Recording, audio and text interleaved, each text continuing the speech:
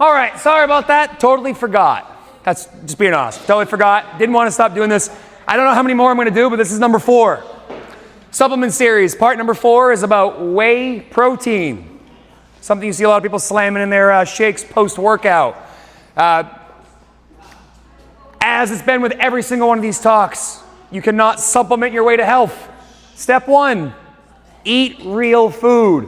What that means: whole, unprocessed, low glycemic, balanced macronutrients. The whole 30% protein, 30% fat, 40% carbohydrate. Keep those carbohydrates low glycemic. Step 2, try to eat somewhere between 0.7 and 1.0 grams per pound of lean body mass. This is something your doctor can do for you. You can go to a university that has an exercise science program. A lot of them are just looking for subjects. Be like, hey, you can use me. Because they have all these fancy things like DEXA scans that do like x-rays and whatnot to figure out how much fat you have. Or some of them even have those hydrostatic, like put you in a pool and figure out how much body fat you have. But essentially you want to eat somewhere between 0.7 and 1 gram of protein per lean body mass. So like for example, I weigh about 210 pounds. Somewhere around 13% body fat puts me at 180 pounds of lean mass, right? That means I want to eat somewhere between like 144 grams of protein and 180 grams of protein every single day as like my range of protein. The goal should be to eat it, not drink it. But a lot of us have busy lives that eating it is not realistic, or at least it doesn't feel realistic.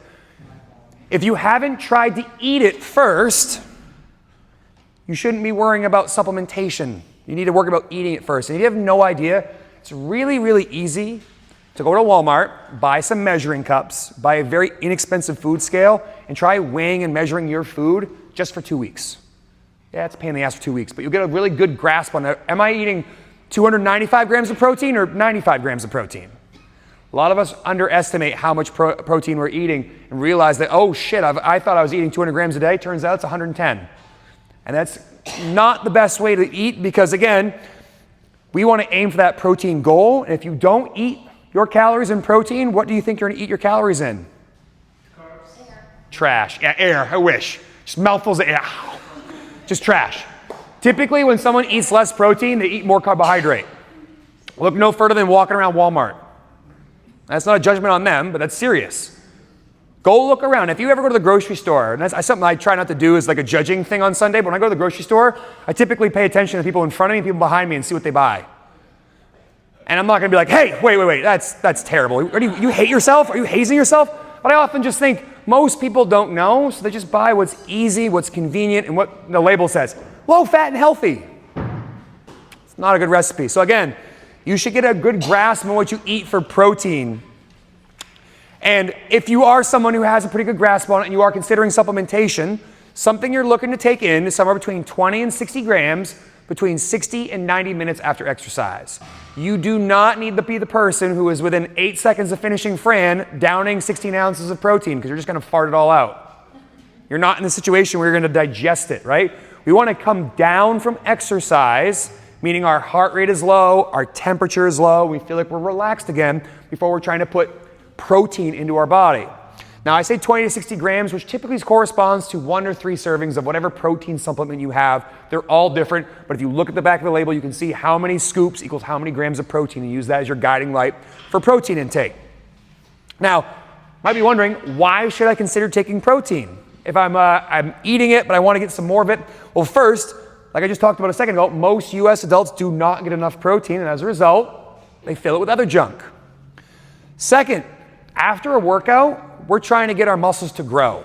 Would you guys all agree to that? It's nice to get stronger. You like to feel leaner. I know the old comments like, I want to look toned. And I'm like, you want to turn into a printer? Yeah. You can't get toned. The word you're looking for is lean. Tone is not a thing. Lean is what you're talking about. The only way to build lean muscle mass is to consume high levels of protein and exercise. Those are the only 2 ways to get lean muscle mass. And what's cool about a whey protein supplement is it triggers something called muscle protein synthesis. So essentially it takes the switch from like we're breaking muscle tissue down, which is what you do when you exercise, and it flips it back up to saying, no, now it's time to rebuild said muscle tissue. This helps signal you getting back into muscle growth as opposed to muscle breakdown. In addition, it reduces sarcopenia, which is the muscle wasting that happens as a result of aging.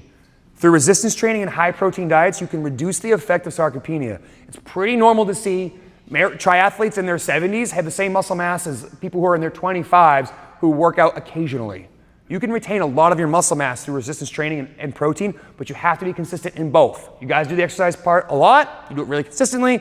Now we're gonna make sure the protein is there as well. And then last but not least, muscle mass is the #1 predictor of how long you live. The more muscle mass you have, the longer you live independently, the more you live happily, the more you can do things for yourself and for others. The last thing I'll say is that when you go to the store for protein supplements, you're gonna see a variety of things, especially if you go to like the GNC right over here. The thing you'll be looking for is whey isolate, not whey concentrate. While isolate is broken down a little bit more than concentrate, it's much more digestible, which means it's easier on your stomach, especially if you're someone that struggles to take in whey protein. Now, some of you might be vegetarian or vegan. If you do elect to get some sort of plant-based protein, make sure you check the label to make sure it has plenty of different varieties, because plant-based proteins are incomplete, meaning the amino acids profile that's inside of it isn't complete, which is why they have to mix a bunch together. So if you get only a pea protein, it's not that valuable. If it's only a hemp protein, it's not that valuable. It needs to have things mixed together. Do you guys have any questions about protein supplementation? What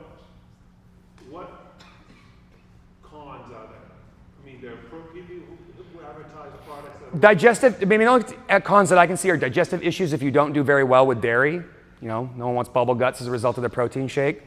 And also that's cost. Let me rephrase.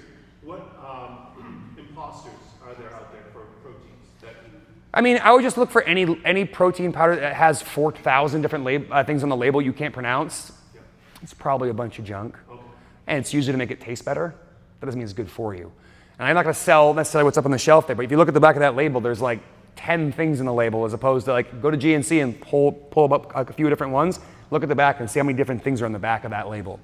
Basically, if you can't pronounce what's on the label, you probably shouldn't be eating it or putting it in your body. A lot of them have artificial sweeteners too. Yeah.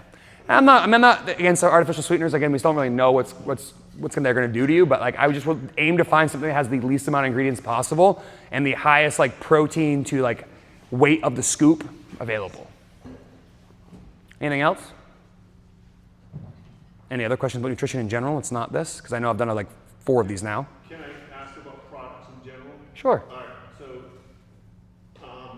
Proper is still happening? No, it's been dissolved, but there's still, the company will, we will be getting the remaining shipment to the gym here soon. And in lieu of not having proper access to it, are there some products that you would recommend? It really depends on how much you want to spend and what your taste is. Like there's a company that I used, the company I used to really like was called Progenics. It's the silver bag you see in my cubby over there. I like it just because it tastes best. I'm not going to argue that it's the most scientifically perfectly formulated brand, but it tastes well. And a big part of taking a protein shake in is like liking to take it. If you have to like hold your nose to slug it, like I don't know about you all, but in high school I asked my football coach, hey, how do I get more protein? And he goes, go to Walmart and buy the cheapest shit they have. It's called Body Fortress. It's $13 a jug. It literally tastes like cat asshole. But guess what? I put one of those down every month, despite whatever happened in my intestines afterwards. I always put one down. And it tasted horrific. Horrific, Larry. So again, a huge part about its palatability. Sorry for my my bad tongue, but yeah, it tastes like cat asshole. Just edit that out. What's that? Edit the cat asshole part. I'll get someone to bleep it out for me. I'll get Nate or Beach to bleep that part out for me. Any other questions? Cool. Guys, awesome. Thanks for hanging out, guys. I will see you all tomorrow. Heavy shouldered overhead tomorrow. You're welcome.